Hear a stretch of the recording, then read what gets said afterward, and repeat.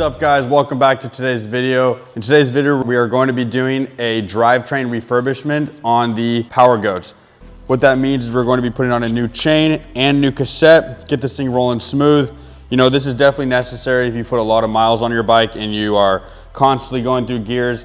The teeth on the cassette gets worn down. It'll be good to replace, and we're actually upgrading it to a larger tooth cassette. You know, we go up hills all the time, so it'll be nicer to have a bigger gear. And then a note for this is you might want to order 2 chains, because sometimes with these e-bikes, the chains are extra long, so we might have to combine 2 chains to make one big one. The tools needed for this repair is going to be just a few simple tools. We should really only need some scissors, an assorted Allen wrench set, and of course a chain breaker for the chain, and maybe a socket set as well, just to remove the wheel, and that should be it. All right, let's get started. We're going to flip this thing upside down so we can remove the wheel. And just as an FYI, to remove the cassette that's already on the bike, we are going to need what's called a cassette tool. I have 2 different ones here. You might need a special e-bike cassette tool to fit over the axle, but it's just what we're going to need to remove the old cassette. You don't need it to put the new one on. But yeah, let's get started.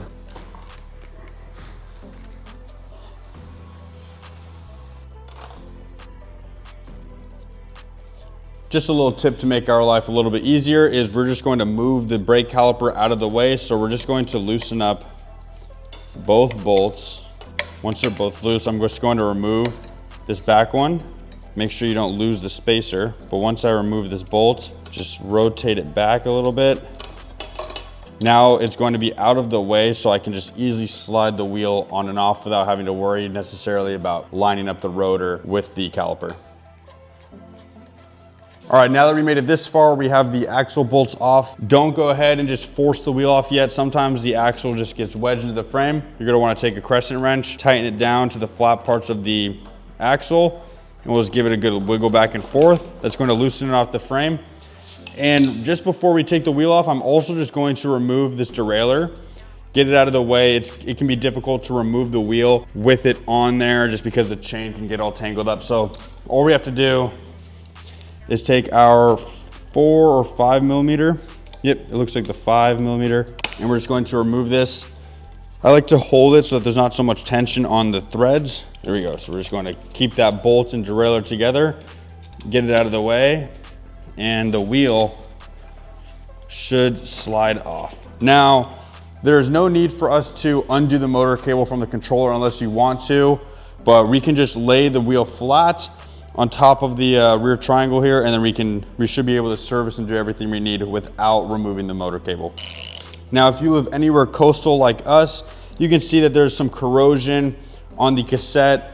Usually nothing to worry about, it's just surface rust. It's more worrisome when it comes to the chain. That's why we're going to be replacing both. This thing just has a lot of miles on it. That's why we're going to go ahead and replace it with a bigger and better cassette.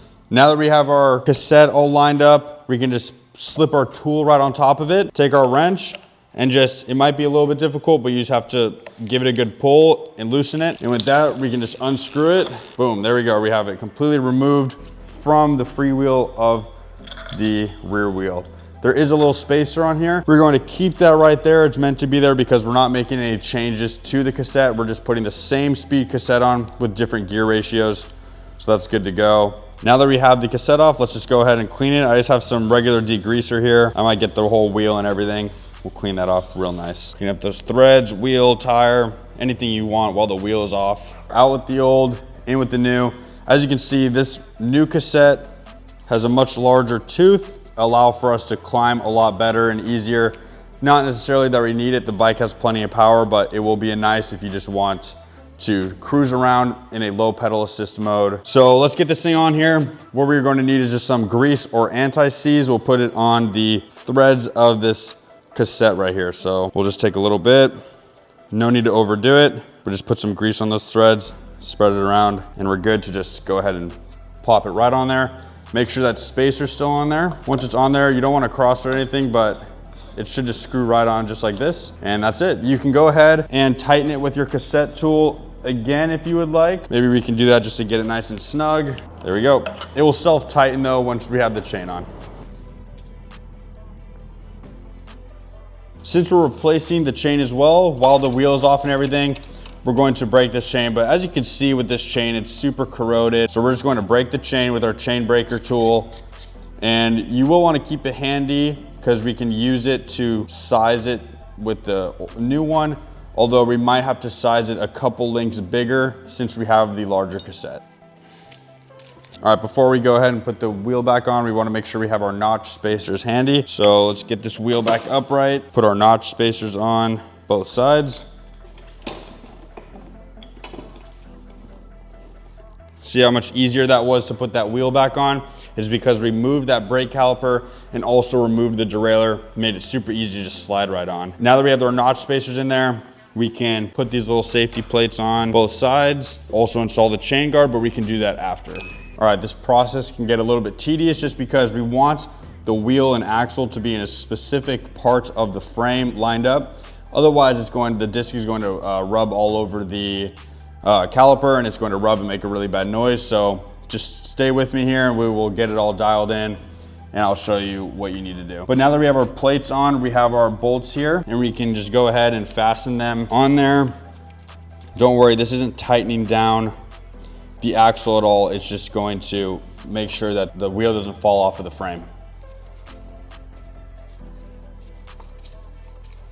Now that we have the plates installed, we can go ahead and try and realign our brake caliper. And notice I'm doing this before we put the axle bolts on. I just want to get an idea of where the axle and wheel need to be lined up for the brake caliper so that it doesn't rub. Slide this right over the rotor, and don't forget your spacer.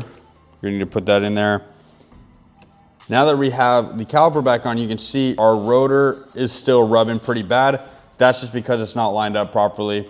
So what we're going to do is we're just going to move the wheel around, find the sweet spot. We just want to make sure it's not rubbing on the top of the caliper. If it rubs on the brake pads a little bit, that's perfectly fine. We can do a realignment, but we want to get into a position where it's not rubbing on the surface or the top of the brake caliper itself.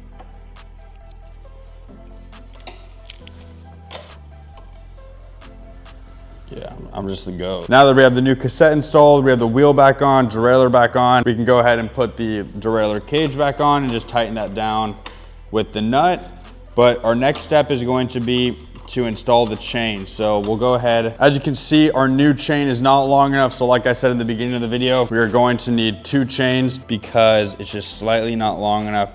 And we're also going to add just a few links, maybe 3 to 4 new links, because we have extra teeth on that rear cassette. Our chain already came with the link kind of installed, so it's pretty easy. All we need to do is just slip it in there. Once it's lined up, our chain tool, and then we're just going to push that pin.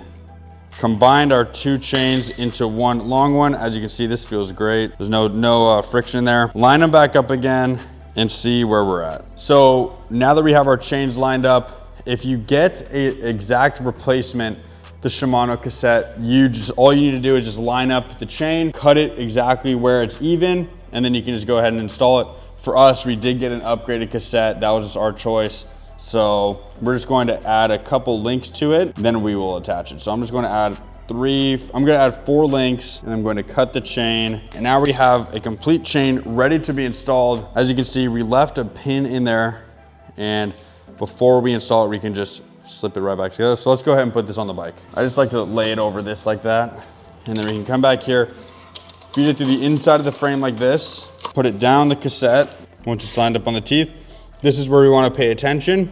So as you can see right here, the chain needs to go inside of this little notch right here. So we're going to just put it inside of that notch, but then behind, now that we have it around that pulley, it also needs to go inside of this little notch over here. That should be easy. Line up the chain, make sure there's no knots in it, and then we can put it together. Now that we have that together, it'll be the same process as before when we combine the 2 chains together, fit the chain around the crank, and you can see that it is nice. Make sure it's fully wrapped around the pulley wheels, but this is all good. Now we can go ahead and cycle it through the gears a little bit.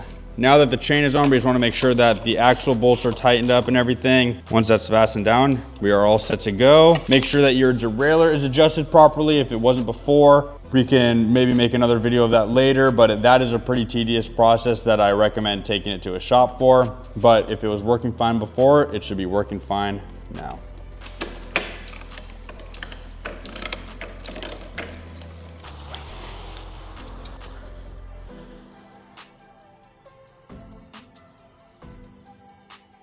All right, check it out, guys. We got this new black cassette, fresh chain. Thing looks clean. It's going to ride even better. In this video, we went over how to replace all that stuff. So if you do have any questions or concerns, feel free to contact me directly at Mobile Bike Repair on Instagram.